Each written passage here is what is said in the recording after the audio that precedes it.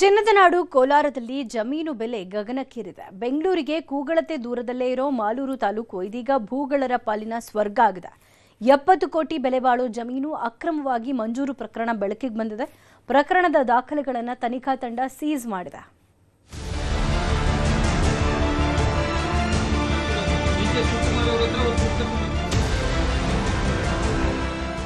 ಕೋಲಾರ ಜಿಲ್ಲೆಯ ಮಾಲೂರಿನ ಮೇಲೆ real estate ಮಾಫಿಯಾದವರ ಕಣ್ಣು ಬಿದ್ದಂತಿದೆ. ಈಗಾಗಲೇ ಹಲವೆಡೆ ಅಕ್ರಮವಾಗಿ ಸರ್ಕಾರಿ ಜಮೀನುಗಳು ಸ್ವಾಹ ಮಾಡಿರುವ ಬಗ್ಗೆ ಸಾಲು ಸಾಲು ಆರೋಪ ಕೇಳಿ ಬಂದಿದ್ದು ತನಿಖೆಯೂ ನಡೆಯುತ್ತಿದೆ. ಈ ಮಧ್ಯೆ ಮಾಲೂರಿನ ತೋರ್ನಹಳ್ಳಿ ಗ್ರಾಮದಲ್ಲಿನ ಸರ್ವೆ ನಂಬರ್ 277, 280, 283ರಲ್ಲಿದ್ದ 16 ಎಕರೆ ಜಾಗವನ್ನ ಮುನಿಶಾಮಪ್ಪ ಹಾಗೂ ವೆಂಕಟರಾಮಪ್ಪ ಎಂಬುವವರಿಗೆ 1963ರಲ್ಲಿ ಮಂಜೂರು ಮಾಡಿದ್ರು. ಈ ಪ್ರಕರಣದಲ್ಲಿ ನಕಲಿ ಜಮೀನು ದಾಖಲೆ ಸೃಷ್ಟಿಸಿ ಮಂಜೂರು ಮಾಡಲಾಗಿದೆ ಅಂತ ಮಾಲೂರು ಮಾಜಿ ಶಾಸಕ ಮಂಜುನಾಥ್ ಗೌಡ ಆರೋಪಿಸಿದ್ರು. ತನಿಖೆಗೆ ಆಗ್ರಹಿಸಿ ಲೋಕಾಯುಕ್ತಕ್ಕೆ ದೂರು ನೀಡಿದ್ದಾರೆ. ಪ್ರಕರಣದಲ್ಲಿ ಮಾಲೂರು ತಹಶೀಲ್ದಾರ್ ಹಾಗೂ ಕಂದಾಯ ಅಧಿಕಾರಿಗಳ ಪಾತ್ರವಿದೆ ಅಂತ ಆರೋಪಿಸಿ ಮಾಜಿ ಶಾಸಕ ಮಂಜುನಾಥ್ ಗೌಡ ತಹಶೀಲ್ದಾರ್ ರೂಪಾ ಅವರನ್ನ ತರಾಟೆಗೆ ತೆಗೆದುಕೊಂಡಿದ್ರು.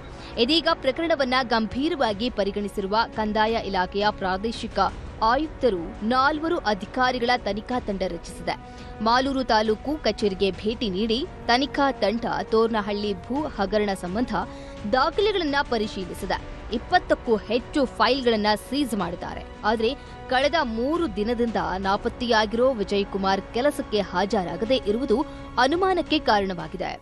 2 ಗಂಟೆ 30 ನಿಮಿಷಕ್ಕೆ ಕಳಿಸ್ಕೊಟ್ಟಿದ್ದು ನಿಜ. ಅದೇ ಟೈಮನ್ನು ನಮ್ಮ ಟಪಾಲ್ ಬುಕ್ಕಲ್ಲಿ ಎಂಟ್ರಿ ಮಾಡ್ಕೊಂಡಿದ್ದು ನಿಜ.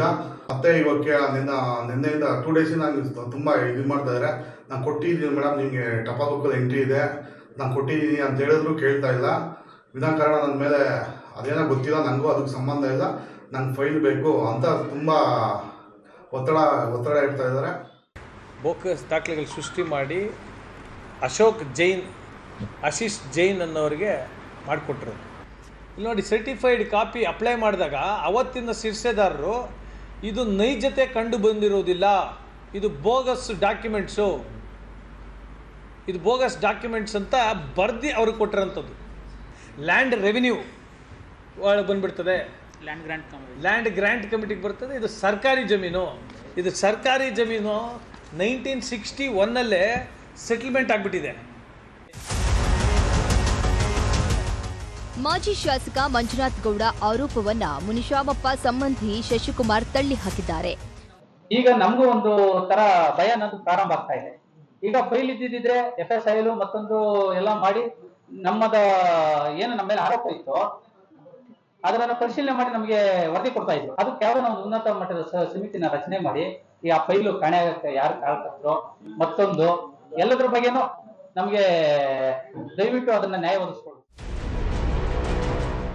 ಈ ಮಧ್ಯೆ ಮಾಲೂರು ನಗರ ಗ್ರಾಮದಲ್ಲಿ ಮತ್ತೊಂದು ಅಕ್ರಮವಾಗಿ ಭೂಮಿ ಮಂಜೂರಾಗಿದೆ ಎಂದು ಸಾಮಾಜಿಕ ಹೋರಾಟಗಾರ ಸಿದ್ಧಾರ್ಥ ಆನಂದ್ ಮಾಲೂರು ಠಾಣೆಗೆ ದೂರು ನೀಡಿದ್ದಾರೆ. ದಾಖಲಾತಿಗಳು ಮಾಡೋದು, ಸ್ಕ್ಯಾನ್ ಮಾಡೋದು, ಅವರೇ ಅದನ್ನು ಕಳೆದಾಕ್ಬಿಡೋದು. ಅವಾಗ ಏನಾಗ್ತದೆ, FSLಗೆಲ್ಲ ಕಳ್ಸೋಕ್ಕಾಗಲ್ಲ. ಇದು ಸಾಮಾನ್ಯ ಮಕ್ಕಳು ಕೂಡ ಗೊತ್ತಾಗುವಂಥದ್ದು. ಇದೊಂದು ದೊಡ್ಡ ದಂಧೆ ಸರ್. ಮಾಲೂರಲ್ಲಿ 2018ರಿಂದ ಇವತ್ತವರೆಗೂ ಹುಡುಕಿದ್ರೆ ಒಂದು 2000 ಎಕರೆಗೆ ಖಾತೆಗಳು ಸಿಗ್ತವೆ. ಕಂದಾಯ ಸಚಿವರು ಹಿಂದೆ ಇದ್ದವರು ತುಂಬ ದೊಡ್ಡ ಮಾತುಗಳು ಮಾತಾಡಿದ್ದಾರೆ. ಅವ್ರ ಗಮನಕ್ಕೆ ತಗೊಂಬಂದು ಈ ಅಧಿಕಾರಿಗಳನ್ನೆಲ್ಲ ಅಮಾನತಿನಲ್ಲಿಟ್ಟು ವಿಶೇಷವಾದ ಅಧಿಕಾರಿಗಳನ್ನ ನೇಮಕ ಮಾಡಿ 2018ರಿಂದ ಇವತ್ತಿನವರೆಗೆ 2020 ಆಗಿರೋ ಹೊಸ ಖಾತೆಗಳ ಬಗ್ಗೆ ಒಂದು ತನಿಖೆ ಮಾಡಿದ್ರೆ ಡೆಫಿನೆಟ್ಲಿ ಎಲ್ಲರೂ ಸೇರ್ತಾರೆ. ಒಟ್ಟಿನಲ್ಲಿ ಭೂಗಳ್ಳರ ಪಾಲಿನ ಸ್ವರ್ಗವಾಗಿರೋ ಮಾಲೂರು ತಾಲೂಕಿನಲ್ಲಿ ಸರಣಿ ಅಕ್ರಮ ಜಮೀನು ಮಂಜೂರು ಪ್ರಕರಣಗಳು ಬೆಳಕಿಗೆ ಬಂದಿದೆ. ಈ ಬಗ್ಗೆ ಕಂದಾಯ ಇಲಾಖೆಯ ಪ್ರಾದೇಶಿಕ ಆಯುಕ್ತರು ತನಿಖಾ ತಂಡ ರಚಿಸಿದ್ದು ತನಿಖೆಯಿಂದಷ್ಟೇ ಸತ್ಯಾಸತ್ಯತೆ ಹೊರಬೀಳಬೇಕಿದೆ.